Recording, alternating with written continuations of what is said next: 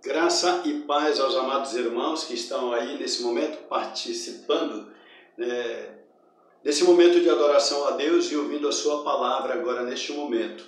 Hoje nós vamos trazer aqui a nossa temática sobre o poder da intercessão, parte 3. Já falamos sobre Abraão como intercessor diante de Deus e também falamos sobre Moisés. E hoje nós vamos trabalhar com o livro de Daniel no capítulo de número 9. Mas antes de começar a nossa mensagem, deixa eu fazer uma pergunta. Diante da circunstância que nós estamos vivendo, você tem andado ansioso? A ansiedade tem sido algo que tem afetado o seu coração, especialmente nesse momento de pandemia, quando nós estamos aí torcendo para que tudo isso acabe, a gente já não vê a hora mesmo de sair à rua, de viver aquela vida tranquila, né, sem ter que estar usando máscara, e voltar ao trabalho e participar de atividades normais, especialmente quando se trata das atividades da igreja, não é verdade? Isso não traz uma ansiedade no seu coração? Eu sei que a maioria de nós estamos querendo assim, que tudo isso acabe o mais rápido possível, mas é importante a gente saber esperar o momento certo que Deus determinou para isso.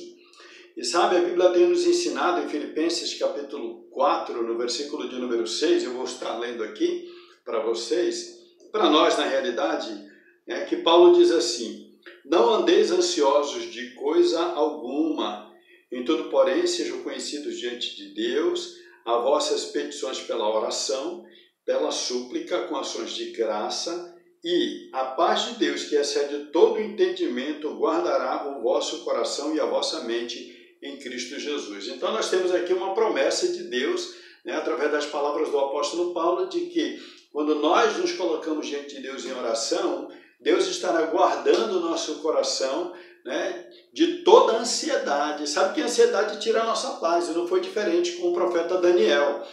Daniel, no seu período de cativeiro, ele viveu momentos de ansiedade, porque ele esperava a libertação do povo de Israel, do cativeiro babilônico. E nesse período, em capítulo 8 e capítulo 9, capítulo 8 especificamente, Daniel estava sob o reinado de Belsazar.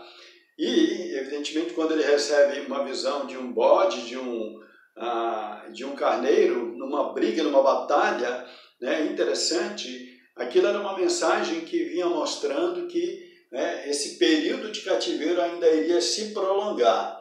E Daniel entendeu isso especialmente quando o anjo do Senhor, Gabriel, levou essa mensagem para ele, a interpretação da visão que ele teve. Quando nós lemos aqui no capítulo de número 8, no versículo de número 15, as seguintes palavras. Diz assim: enquanto eu, Daniel, observava a visão e tentava entendê-la, diante de mim apareceu um ser que parecia um homem, e ouvi uma voz de um homem que vinha do Ulai. Gabriel, dê a esse homem o significado da visão. E aí veio o significado da visão, versículo 18. Enquanto ele falava comigo, eu com o rosto em terra perdi os sentidos. Então ele tocou em mim e me pôs em pé. A primeira vez, Daniel, ele se sente mal e até cai, talvez até tenha desmaiado. Quando ele começa a compreender que aquele momento ainda iria se prolongar, parece o nosso momento de pandemia ainda. Versículo 19, disse: vou contar-lhe o que acontecerá depois do tempo da ira, pois a visão se refere ao tempo do fim. O carneiro de 2 chifres que você viu representa os reis da Média e da Pérsia, o bode peludo é o rei da Grécia, e o grande chifre entre os seus olhos é o primeiro rei, que no caso seria Alexandre. E os 4 chifres que tomaram o lugar do chifre que foi quebrado são os 4 reis, ou seja, o reino grego dividido aí com seus 4 generais lá no futuro, lá na frente. E Daniel começa a compreender, que aquele período de cativeiro ainda iria se prolongar muito mesmo. Versículo 20, ele diz: as visões da tarde e da manhã que você recebeu é verdadeira, cele, porém a visão, pois refere-se ao futuro distante. E aí eu, Daniel, fiquei exausto e doente por vários dias. Depois levantei-me, voltei a cuidar dos negócios do rei. Fiquei assustado com a visão e estava além da compreensão humana. E aí ele fica naquele momento pensativo, de ansiedade, agora com uma revelação ainda mais que vai talvez afetar mais o coração dele. Ele já tinha desmaiado, ficou doente durante muito tempo. E cai a ficha de Daniel quando ele começa a compreender, né, pelas palavras do profeta Jeremias, que aquele cativeiro ainda iria durar 70 anos. Esperamos que essa pandemia não dure 70 anos aí, com certeza não vai durar. Mas já trouxe ao coração de Daniel, né, uma inquietação. Veja no versículo de número 2 do capítulo 9, ele diz assim: no primeiro ano do seu reinado, ou seja, no reinado de Xerxes, eu, Daniel, compreendi pelas Escrituras, conforme a palavra do Senhor dada ao profeta Jeremias, que a desolação de Jerusalém iria durar 70 anos. Por isso, ele diz: voltei-me para o Senhor. E a primeira coisa que, né, o intercessor precisa fazer quando ele começa a compreender que as dificuldades ainda podem se prolongar mais ainda, é se colocar numa posição de humildade e oração, né, diante de Deus. E é o que Daniel faz como intercessor, né, diante do Senhor. Ele roga por duas coisas importantes que nós estamos aqui e vamos aprender nesse texto. Primeiro, ele roga pelos pecados da nação de Israel. É uma oração de confissão que nós vamos ver. E também ele roga pela cidade de Jerusalém, conforme o versículo de número 18 do capítulo 9. Leia comigo, quando ele diz aqui, a palavra do Senhor diz: inclina os teus ouvidos, ó Deus, e ouve e abre os teus olhos e vê a desolação da cidade que leva ao teu nome.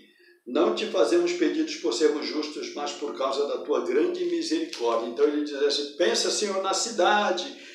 Então Daniel está entendendo que a cidade de Jerusalém ainda iria continuar destruída, porque o Império Babilônico fez isso, destruiu a cidade, o templo, né, e os muros de Jerusalém, tudo. E ele ora pela cidade de Jerusalém e também ora pelo povo, né, da cidade. E o que Daniel nos ensina na sua intercessão? Número 1, ele nos ensina a reconhecermos o caráter de Deus, né, a grandeza de Deus. Olha aí o que diz o versículo de número 4, quando ele fala sobre que numa oração precisamos aprender, né, que na nossa oração devemos reconhecer a soberania, o caráter de Deus em nossa vida. E ele começa a oração assim, versículo 4, ele diz assim: por esta razão me coloquei em oração, com humildade, versículo de número 3, por isso me voltei para o Senhor Deus com orações e súplicas, em jejum, em pano de saco e coberto de cinza. O que deve fazer, né, um intercessor quando entende a situação difícil? Se colocar em oração diante do Senhor, de maneira humilde, como Daniel se colocou. E aí ele reconhece o caráter de Deus. Ele diz assim: orei ao Senhor, o meu Deus, e confessei. Ele diz: Senhor Deus, grande e temível, que mantém a tua aliança de amor com todos aqueles que te amam e obedecem aos teus mandamentos. Quem é Deus? Ele é Deus poderoso, ele é grande, ele é temível. Isso nos faz lembrar quando Jesus ensinou seus discípulos a orar. Ele disse: Senhor, ensina-nos a orar como convém. E a primeira coisa que Jesus diz assim, quando vocês forem orar, orem desta maneira: Pai nosso que estás no céu, reconhecendo a grandeza, o poder, a autoridade, né, do nosso Deus. É assim que devemos começar as nossas orações. Reconheça a autoridade, né, do Senhor Deus Todo-Poderoso. Amém? E aí ele vai falando sobre o caráter de Deus, né? E ele também diz, além de Deus ser grande e poderoso, Deus ele é justo. Olha o versículo de número 7, né, do capítulo 9. Ele diz assim: Senhor, tu és justo e hoje estamos envergonhados. Então, quando reconhecemos que tudo aquilo que está acontecendo tem base na justiça de Deus, porque Deus precisa aplicar a sua justiça, é importante reconhecer isso nas nossas orações. Mas ele não reconhece somente o fato de que tudo aquilo que eles estão passando foi determinação do justo juízo de Deus pela desobediência dele, mas ele reconhece que Deus também é justo. E ele fala isso do caráter de Deus. Versículo de número 9. Diz aí: o Senhor nosso Deus é misericordioso e perdoador, apesar de termos sido rebeldes. Então ele reconhece que Deus também é misericordioso. E sabe, nada melhor do que rogar a um Deus que, apesar de aplicar a sua justiça, mas também deixa uma porta aberta, um portão aberto, né, através da sua misericórdia, para agir em nosso favor quando nós reconhecemos os nossos pecados, as nossas falhas diante do Senhor. né? E precisamos nos posicionar humildemente nas nossas orações, dessa maneira, reconhecendo a misericórdia de Deus. E não somente a misericórdia dele, mas que tudo aquilo que ele fez tem base na sua palavra. Deus cumpre com a sua palavra. Versículo 12 do capítulo 9. Veja bem comigo, ele diz assim: cumpristes a palavra dos proferida contra nós e contra os nossos governantes, trazendo-nos grande desgraça. Debaixo de todos os céus jamais se fez algo como o que foi feito a Jerusalém. Conforme está escrito na lei de Moisés, toda essa desgraça nos atingiu e ainda assim não temos buscado o favor do Senhor, o nosso Deus, afastando-nos de nossa maldade e obedecendo a tua verdade. Então ele reconhece que Deus aplica a sua justiça, a sua misericórdia também, mas ao mesmo tempo ele diz: eu sei que o Senhor fez porque estava escrito na tua palavra, e Deus cumpre a palavra dele. Às vezes é importante na nossa vida nos perguntarmos: Senhor, por que está acontecendo isso? As advertências de Deus na sua palavra estão aí, né? Em todo momento, quando nós lemos tanto o Velho quanto o Novo Testamento, para que nós não possamos entrar numa vida de transgressão, numa vida de pecado diante do Senhor. E às vezes sofremos as consequências dos nossos atos porque nós deliberadamente escolhemos pecar, como o povo de Israel aqui. E eles foram levados cativos para a Babilônia. E agora esse período não seria somente um período, né, de 70 anos, mas Daniel está recebendo uma revelação de que isso vai se prolongar por muito tempo. Mas Daniel está rogando a Deus para que pelo menos eles possam ter um momento de refrigério aí através da sua oração. E aí, depois que ele reconhece o caráter de Deus, ele também reconhece o caráter humano, né? E as razões pelas quais, né, a nação de Judá, ou às vezes até nós, quando erramos, somos conduzidos a situações, às vezes, desagradáveis. Veja bem, como Daniel reconhece a condição dos judeus, e também podemos aplicar isso para nós, em relação à questão da rebeldia. No capítulo 9, no versículo 5, olha o que ele diz lá. Ele diz assim: nós temos cometido pecados e somos culpados. Temos sido ímpios e rebeldes e nos afastamos dos teus mandamentos e das tuas leis. O que é interessante nisso aqui, né? E Daniel está mostrando aqui um ponto importante. Ele diz assim: eles foram. Não, ele não fala dessa maneira. Ele não diz assim: eles foram rebeldes, eles foram desobedientes. Não. Daniel está dizendo: nós fomos. E até ele mesmo se coloca no meio, né, desse povo pecaminoso. Porque Daniel entende que a culpa também é dele. E a razão dele estar ali como cativo na Babilônia, né, e posteriormente cativo agora no Império Persa, né, tudo isso é consequência dos pecados cometidos. Então é uma rebeldia. E não há eles aí nessa questão. A nós, Daniel se coloca. E às vezes é tão importante que nós, como pregadores, possamos reconhecer que também falhamos, né? Que nós não somos intocáveis nesse sentido, né? Que nós não temos uma capa protetora. Às vezes nós falhamos e precisamos também, como Daniel, aprender a confessar os nossos pecados, as nossas falhas. Tiago diz: confessai, pois, os vossos pecados uns aos outros e orai uns pelos outros para serdes curados. Está lá no livro de Tiago, lá no capítulo 5, se não me falha a memória, versículo de número 16. E Daniel nos dá uma aula aqui como intercessor, mostrando que assim como ele, como a nação, ele também reconhece que ele pecou diante de Deus. Versículo de número 6, olha o que diz mais, Versículo de número 6, ele diz assim: não demos ouvidos aos teus servos, os profetas, que falaram em teu nome aos nossos reis, aos nossos líderes, aos nossos antepassados e a todo o teu povo. Versículo 7, Senhor, tu és justo e hoje estamos envergonhados, se nós, o povo de Judá, de Jerusalém, todo Israel, todos os que estão perto como os que estão distantes, em todas as terras pelas quais nos espalhastes por causa de nossa infidelidade para contigo. Então Daniel reconhece o caráter humano, né? E ele diz aí, olha, nós pecamos, fomos rebeldes contra a lei, fomos rebeldes contra os profetas e fomos rebeldes contra o Senhor, conforme o versículo de número 10.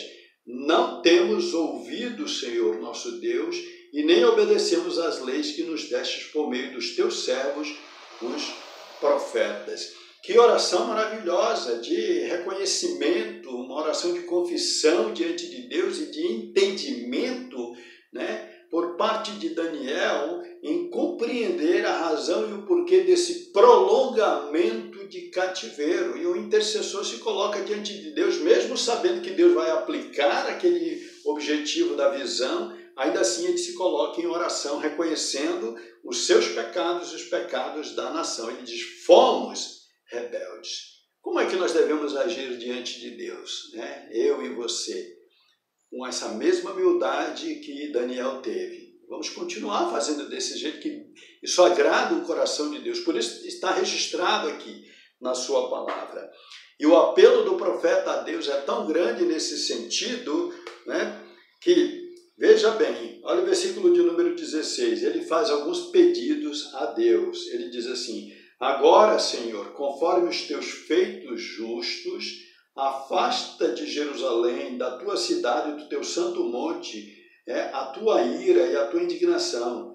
Os nossos pecados e as iniquidades de nossos antepassados fizeram de Jerusalém e do teu povo objeto de zombaria para todos os que nos rodeiam. Versículo 17. Ouve, nosso Deus, as orações e as súplicas do teu servo por amor de ti. Ele nem diz por amor de nós, mas por amor do próprio Deus. Ele até entende que eles mesmos não têm dignidade alguma para pedir, né, do Senhor. Aí você vai perguntar, mas poxa, Daniel não se guardou lá no capítulo 1, né? Não se misturando, né?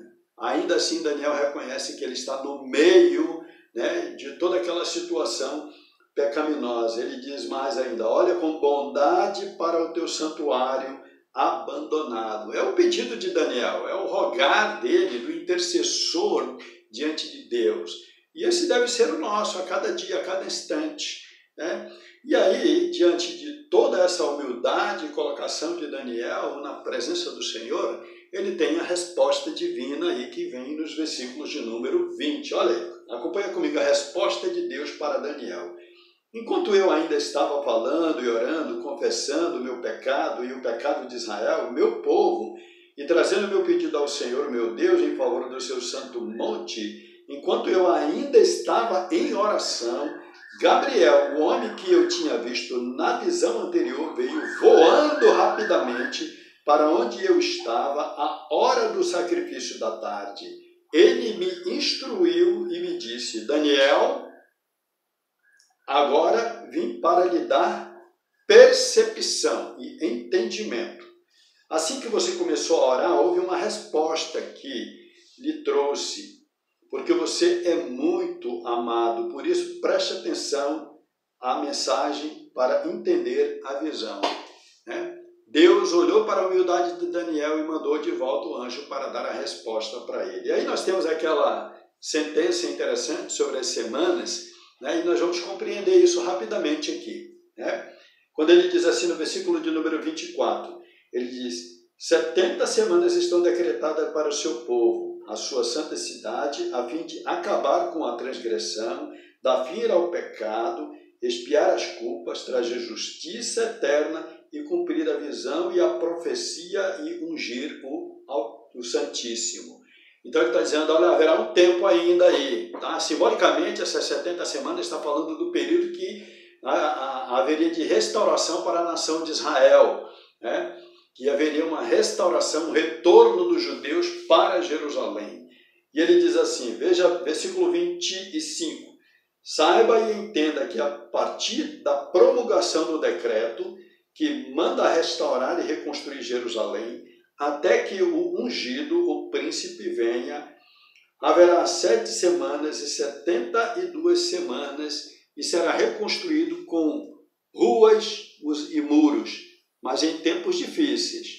Depois das 62 semanas, o ungido será morto e já não haverá lugar para ele. A cidade e o lugar santo serão destruídos pelo povo do governante que virá. O fim virá como uma inundação, guerras continuarão até o fim, a desolação foram decretadas, né? Então, o que quer dizer toda essa orientação do anjo, toda essa profecia, né, baseada nessas semanas? Ele está dizendo assim, olha, a cidade de Jerusalém será reconstruída, haverá um decreto, e esse decreto seria um decreto dado, evidentemente, por Ciro, né, que você vai encontrar lá no livro de 2 Crônicas, do capítulo 36, versículos 22 a 23, onde haveria permissão para que os judeus voltassem para Jerusalém, né? Alguns vieram com Zorobabel, depois outros vieram com Esdras e depois outros com Neemias. Houve reconstrução do templo, reconstrução da cidade, reconstrução dos muros de Jerusalém, que não foi fácil no período de Neemias, e a reconstrução espiritual. Só que ele está dizendo que depois disso o ungido morreria, que no caso seria aqui o caso dentro desse contexto Ciro, e basicamente viria o Império Grego e destruiria tudo novamente. E aí mais um período de cativeiro. Mas o que Deus está mostrando para Daniel através da palavra do anjo aqui é que haveria um tempo de refrigério para a nação dos judeus, né? Um tempo de paz, de tranquilidade, mesmo eles ainda sob o domínio persa, ok? Então, o que nós podemos entender? Que há uma resposta de Deus, né, para Daniel de um período de alívio na vida dos judeus, que voltariam para a sua terra natal, para Jerusalém, reconstruindo o templo e tudo mais. Então, precisamos entender e aprender que, como Daniel, mesmo vendo, né, que a situação e as circunstâncias não seriam tão favoráveis lá na frente, lá no futuro, mas ele diz, eu vou me colocar em oração, e esse momento de oração trouxe para ele o quê? Uma tranquilidade futura, né, de que o povo teria um alívio, né, desse período de cativeiro, e aí mais tarde voltaria novamente, né? Então temos que nos colocar também em oração diante de Deus. O momento é ruim agora, o momento é pesado, o momento é triste, o momento é de perdas, de morte, de dor, de sofrimento, mas temos que nos colocar em oração diante do Senhor, como intercessores, assim como Daniel. Não é para perder a esperança, para ficar ansioso, para desmaiar, mas para continuar tendo fé, convicção naquilo que Deus é poderoso para fazer em favor da sua igreja hoje. A Bíblia nos ensina isso, né? Orai uns pelos outros para serdes curados, né? Vamos estar orando, porque isso é um momento de guerra. E nesse momento de guerra espiritual, a nossa luta não é contra a carne nem contra sangue. A nossa luta é contra principados e potestades. A nossa luta é espiritual. E é com oração que nós vencemos essa batalha. E eu convido você para que você, junto comigo, né, como igreja, né, como cristão, ok? Se coloque numa posição de oração diante de Deus, nosso Pai. E Ele vai ouvir os nossos pedidos. Mas ore como Daniel, né? Ore com humildade, ore reconhecendo o caráter de Deus, reconheça o seu caráter também, o nosso caráter, né? E peça a Ele, porque Ele vai fazer muito mais do que nós estamos pedindo em nome de Jesus. Amém? Que Deus te abençoe, né, em Cristo.